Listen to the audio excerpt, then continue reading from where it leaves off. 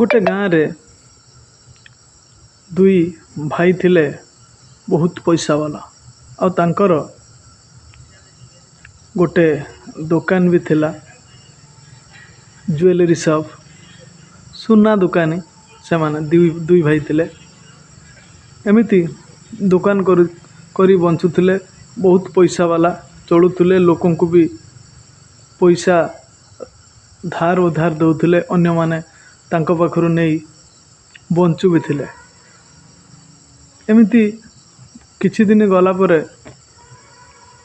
बड़ भाई जो सुनार दुकानीर बड़ भाई हठात गोटे गाड़ी एक्सीडेंट रे मरीगला परे बहुत असुविधा रो सम्मुखीन सान भाई करिला परे से दुई भाई ता पूर्वरु अलगा भी थिले किंतु दुकान सांगर करुथिले। से दुई भाई मूलरू अलगा थिले तांको दुईटा फैमिली अलगा अलगा किंतु दुकान सांगर करुथिले। कला परे बड़ भाई गोटे गाड़ी एक्सीडेंट रे हठात दिने मरीगले तांकर देहांत हो गला। एमिति बहुत कष्ट रे जीवन यापन बड़ भाईंकर परिवार करुथिले। जेतेबेले ये बड़ भाईंकर दुईटा पुओ दुईटा झियो आ स्त्री थिले बहुत असुविधार सम्मुखीन करुथिले। आ बाप जेतेबेले नाहांती समस्ते कुनी कुनी पिला बहुत कष्ट रे तांको माँ तांको चलई नौथिले। एमिति किछि दिन परे गोटे सुना दुकानी स्त्री गोटे हार तांको जो बड़ भाई जे सुना दुकानी तांको स्वामी माने से सुना दुकानी स्वामी स्त्री देइथिले सुना दुकानी को तांको स्त्री को सुना दुकानी देइथिले गोटे उपहार गोटे हार देइथिले उपहार रे बहुत दामीटे सेटा को दिने हठात सिंधुक भितर काढ़ी तांको पुओ हाथ रे दुकान तांकरी दुकान को नहीं तांको सान बापा को बिकिबा पई माँ कहिले ले एटा नहीं जा आ सान बापा को दबु बदल रे किछि पैसा देवे। आउ पुओ धरी से सोना जिनसटा को बहुत दाम रो नहीं तांको सान बापा पाखु गला कहिला ये तले गला पुओ तले गला सान बापा देखी ले कुआडे आसचु भारी आदर कले चॉकलेट देले आइसक्रीम देले खाइबा को भी देले कुआडे आसचु ए दिन पर बहुत दिन पर आसिलु मु व्यस्त बहुल भितर तुम घर पटे जाई पारुनी कि देखा हे पारुनी से बाजार रे रहउथिले ना सान बापा टिके दूर रहउथिले बाजार रे दुकान पाखरे और ये सेटु पुओ कहिला जे सान बापा यही हार माँ देइछंती एकु नहीं बदल रे किछि पैसा दियंतु जे आमर बहुत असुविधा रे अच्छु आ पैसा देले किछि स्कूल फीस दिया जीवो ट्यूशन फीस दिया जीवो आमर ग्रोसरी दुकान लु सौदा पत्र आसुची ताकू भी दिया जीवो। सान बापा कहिले जे एइटा माँ को नहीं दे देबु रखिथिबो पछरे दबो एई साथे सुनार टिके रेट कम अछि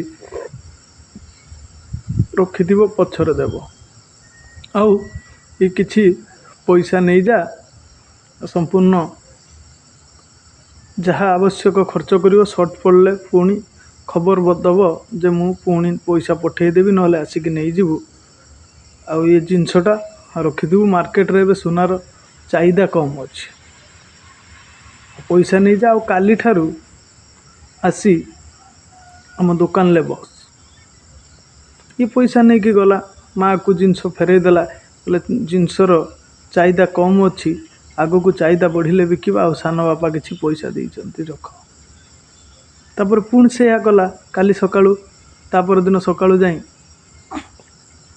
दुकान ले बसिला ये भी पाठशाठ पढ़िथिला अब भल काम शिखीगला भलसे काम कला एमिति 5-6 मास वर्षे बीतीगला काम कला दुकान ले ଆଉ ସାନ ବାପା କିଛି କିଛି ପଇସା ବି ଦେଉଥାନ୍ତି। କାମ ବି ଶିଖିଲା, ଆଉ ପଇସା ବି ଆଣିଲା, ପରିବାର ବି ଚଳିଲା, ପାଠ ବି ପଢ଼ିଲା। ଯେତେବେଳେ ସେ କାମରେ ନିପୁଣ ହେଇଗଲା, ହଠାତ୍ ଗୋଟେ ଦିନ ସାନ ବାପା କହିଲେ, ସେ ଯେଉଁ ଜିନିଷ ମା ଦେଇଥିଲେ ଏବେ ତ ଚାହିଦା ବଢ଼ିଗଲାଣି, ମାଙ୍କ ପାଖରୁ ଯାଇ ଆଣ, ଏବେ ବିକିଦେଲେ ବହୁତ ପଇସା ହେବ। ଇଏ ତାଙ୍କ ସାନ ବାପା କହିଲେ ତାଙ୍କ ପୁତୁରାକୁ, ଇଏ ଗଲା ଘରକୁ ଯାଇ ଛୁଆ ଜଣକ ମାଆଙ୍କୁ ଯାଇକି କହିଲା, ମା ଏବେ ସୁନାର ଚାହିଦା ବଢ଼ିଗଲାଣି, ଆଉ ସେ ଜିନିଷଟା ଦିଅ, ସାନ ବାପା କହିଛନ୍ତି, ଆଉ ବିକିଦେବା ଏଇ ଟାଇମ୍ରେ, ବହୁତ ପଇସା ହେବ, ବେଶୀ ପଇସା ହେବ। ମା ଯେତେବେଳେ କାଢ଼ିକି ଆଣିକି ଦେଖିଲେ, କାଢ଼ିକି ଆଣିକି ଦେଲେ ତାଙ୍କ ପୁଅ ହାତରେ, ତାଙ୍କ ପୁଅ ଦେଖିଲା ସେଇଠୁ ଏ ଜିନିଷଟା ତ ନକଲି, କାହିଁକିନା ଏ କାମ ଶିଖି ଯାଇଥିଲା, ଜାଣି ସାରିଥିଲା, ସୁନା ଅସଲି ନକଲି ଚିହ୍ନିବାର ମାନେ ଆଇଡ଼ିଆ ଆସିଯାଇଥିଲା। ଏ ଚିହ୍ନିଲା ଗଲା ଯେ ଇଏ ସୁନା ନୁହଁ, ଏଇଟା ନକଲିଟା। ଆଉ ନେଇକି ସାନ ବାପାଙ୍କ ପାଖକୁ ଗଲା ବ୍ୟାଗ୍ରେ, ଦୋକାନକୁ ପୁଣି ପୂର୍ବ ପରି କାମ କରିବାକୁ ଗଲା। ସାନ ବାପା କହିଲା, ରେ ସେ ସୁନାଟା ଆଣିଲୁନି କି?